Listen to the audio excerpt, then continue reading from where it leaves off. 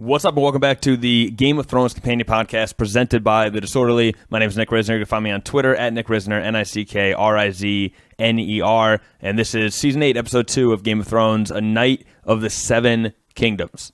Now, reactions to this episode were very mixed. I mean, even before I jumped online, I got a text from my buddy saying that it didn't live up to the Game of Thrones standard, and that was basically immediately after my sister and I finished talking about how great of an episode it was. So, full disclosure, I acknowledge that it's controversial. I acknowledge that some people didn't like the basically second setup episode of the season. I loved it. So keep that in mind. That's my spin on it. I walked away from it really, really enjoying it, and I enjoyed the rewatch, which is the one thing I would argue I might not have enjoyed, only because it is a lot of setup, not filler. By the way, some people are calling it a filler episode, not at all, but it is a lot of setup. So I thought maybe the rewatch wouldn't have as much value, but it did. I really did enjoy it. So let's just get to it. Right, we open with a face-to-face between Dany and Jaime. This is obviously left over from Jaime just arriving at Winterfell at the end of the last episode, and Dany is still on that sort of power trip, right? That makes me hate her so much in this season. I think a lot of people are turning on Dany, but ultimately Dany heeds to Sansa and Jon Snow, who vouch for Jaime thanks to a plea from Brienne of Tarth, and Jaime's allowed to stay. There's actually an interesting power dynamic there. Of course, we're still seeing Dany and Sansa butt heads over power. Jon Snow is clearly struggling with the weight of the news that he's the rightful king, and we're already sort of being set up for a moment there where Dany won't be able to handle the concept of bending the knee. We finally get that reveal at the end of the episode, so we'll get to that in a second, but right away you see sort of the underlying tension that we haven't seen between Jon Snow and Dany really ever. But, oh, dude, real quick, what is the role of Bran? Like, he throws these little jabs out there. For example, when they're doing the tryout with Jaime, he quotes "the things we do for love," which is obviously the quote from Jaime right before he pushed Bran out the window in season 1, episode 1. If he's this all-seeing, all-knowing prophet type dude, why would he say a little one-liner? Just like what he basically threw a little burn out there for no reason. Especially it reveals in the garden later that he has no intention of doing anything about the fact that Jaime pushed him out the window. Right, he's not even going to bring it up. So if he's not going to bring it up, why would he have a little one-liner? It doesn't make a lot of sense. I think there's a chance that Bran is bad. Maybe that would explain it. Or somehow working with the Night King. Like maybe when the Night King grabbed Bran and they linked up, maybe Bran somehow became aware of the Night King's motives and somehow agreed with them. So, for the greater good, maybe he's helping the Night King accomplish his goal, whatever that is. Now, let's talk about that, by the way. What is the Night King's goal? If we're to believe Bran in this episode, then his mission is to kill Bran, a.k.a. the Three-Eyed Raven, and thus wipe out human history. Because Bran knows all things that have ever happened and are currently happening. So if you kill the Three-Eyed Raven, then that erases basically the entire history of humanity. But I don't believe Bran. Either he's wrong or he's lying. But I think the true motivation of the Night King is yet to be revealed. And I have a guess as to what it is. If you remember, the Night King was originally created by the children of the forest to stop the humans from destroying the earth. The humans were going around cutting down all the magical trees or whatever, and the Night King was created to stop them from doing that. Perhaps he's still on that path. Perhaps Dany is so power hungry, and dragons are such a devastating force, similar to basically akin to nuclear weapons, that the Night King is on a mission to stop her and in turn prevent her from destroying the earth. If that's the case, wouldn't the all-knowing Three-Eyed Raven believe that this was a just cause? Almost like, Thanos, if you watch Avengers, or I'm blanking on his name. The super smart, athletic dude from Watchmen. Kind of the same thing, where it's technically, on face level, it's kind of an evil plan. It's obviously, there's a lot of death and destruction associated with it, but it's sort of a just cause. Like, it's a necessary evil in order to prevent the entire world from crumbling, right? And if that was the case, wouldn't Bran, therefore, assist the Night King with achieving this goal? Just something to keep in mind.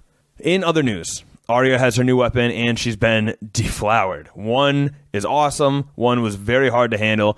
I get it. She's older now, right? They're showing her kind of turn from a child into an adult, but I still can't unsee her as any...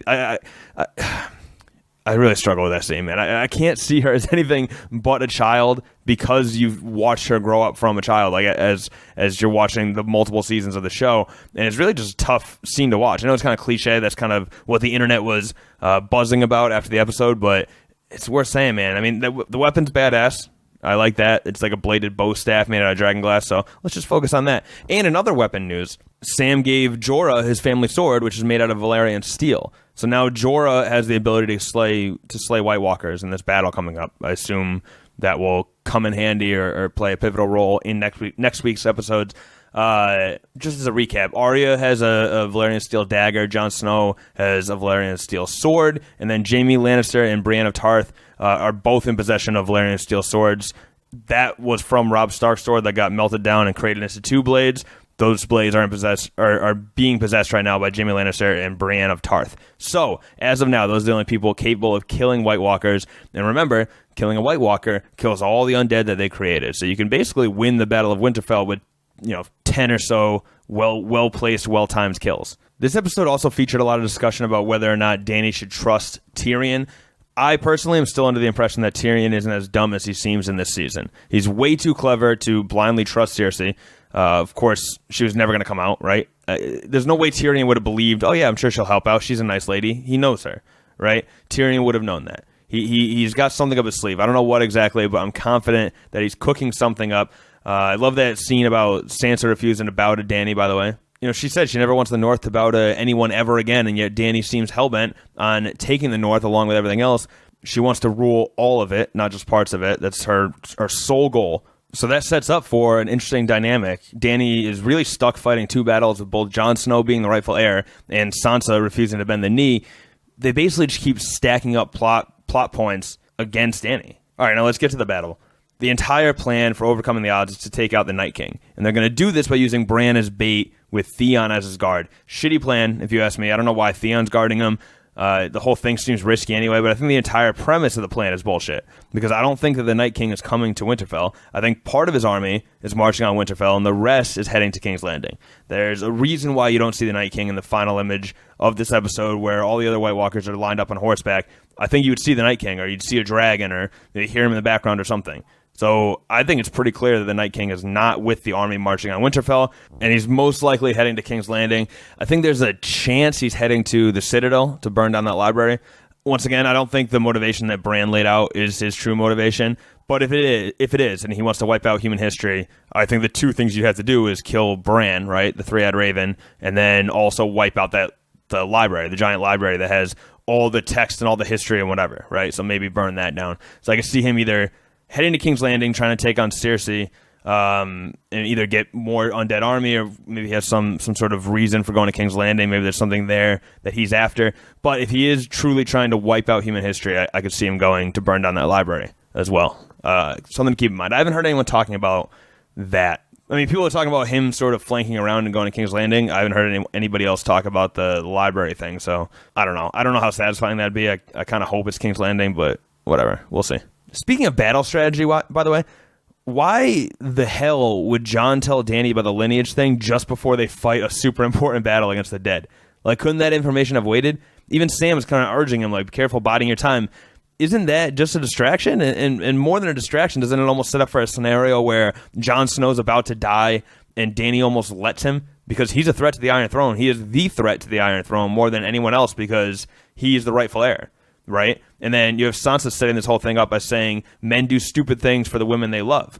I can even see Sansa seeing this happen and stopping it, some sort of weird three-way standoff in the midst of this giant battle, which obviously would have repercussions after the battle. If Jon's like, hey, Dany, it looks like you're about to let me die back there. Like that would split up everything. Otherwise, I mean, other than the plot thing, what's the urgency to reveal this information right before the battle from a writing perspective? Unless it plays into the battle somehow. So we'll have to wait and see on that. It's worth mentioning, there's a nice little nod. I enjoyed Tyrion making a joke about getting killed and then going to King's Landing as an undead zombie to kill Cersei. A lot of people have talked about that theory that Cersei's going to get killed by her little brother, and perhaps that's how it happens. Perhaps she's killed by an undead version of Tyrion or Jaime, right? That would still fulfill the prophecy, but it'd also explain, exactly what drove them to kill Dany. Cersei. The motive would just be that they were an undead zombie. Dany, by the way, took a shot at Kit Harington's height, saying that her first love was someone taller. Obviously referring to Khal Drogo, but still, it's a low blow, man. You don't have to attack the actor's heights, I guess they do it constantly with Bran, but I don't know, whatever. It makes me feel a little better about John just throwing the lineage news right in Dany's face so bluntly. I feel like she had that coming. She took a little shot at him, even though he wasn't in the room. I did like her reaction, too. Super well acted. I haven't always been, overly impressed with Emilia Clarke's acting throughout the show. Sometimes it's good. Sometimes I think she struggles with certain things. But I think her reaction was good. And I also appreciated, from a writing perspective, her skepticism. Like a secret no one in the world knew except your brother and your best friend. Doesn't that seem strange to you? Yeah, it does. It does seem strange to Dany. I mean, we know that Sam is a super bookworm and Bran's a three-eyed raven, but why on earth would Dany just accept this news as truth? It seems fishy to me. At least you got to trust the source, It's kind of a good point there. I thought that was a good comeback on her part. And going back to Tyrion being smarter than I think they're letting on so far, there's the one scene where he wants to hear about Bran's story and the scene cuts away abruptly. I believe that that's the moment where Tyrion starts his redemption tour. I believe that he learned something from that discussion with Bran that's going to be pivotal in the victory, either at Winterfell or the battles that follow, if not all of the above. I think he learned some uber important ultimate truth from talking to Bran, and he's going to slow play it or use it to his advantage or something. There's some sort of master scheme coming from Tyrion, and I think that's where it all kicks off. Finally, shout out to the fireside. Jeez, that was hard to say.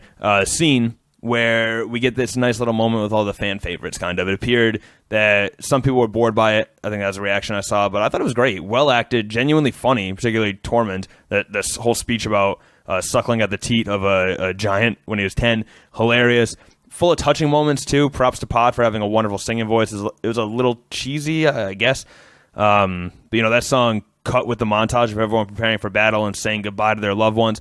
I don't know, man. I got chills. It landed with me. I can't speak for everyone else, but I'm so goddamn excited for this battle episode now, and it's because of the setup of this episode. The whole thing I felt the tension and the impending doom and the suspense. I felt it all when I was watching this episode. I loved it, man. It got me excited.